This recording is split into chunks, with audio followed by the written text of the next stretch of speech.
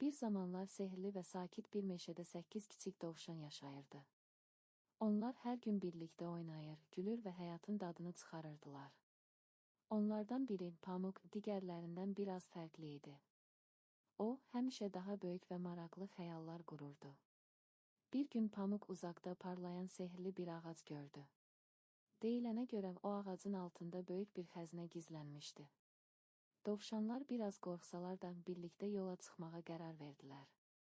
Meşənin dərinliklərinə doğru irəlilədikcə yol getdikcə çətinləşirdi. Birdən onların qarşısına böyük və gür axan bir çay çıxdı.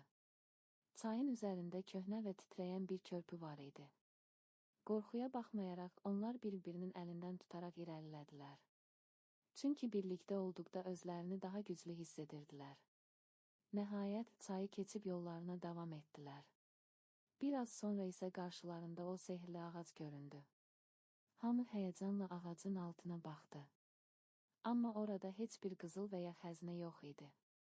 O an Pamuk sakitcə gülümsədi. Çünki o artıq həqiqəti anlamışdı. Əsl xəzinə onların birlikdə olması, dostluğu və bir-birinə olan sevgisi idi.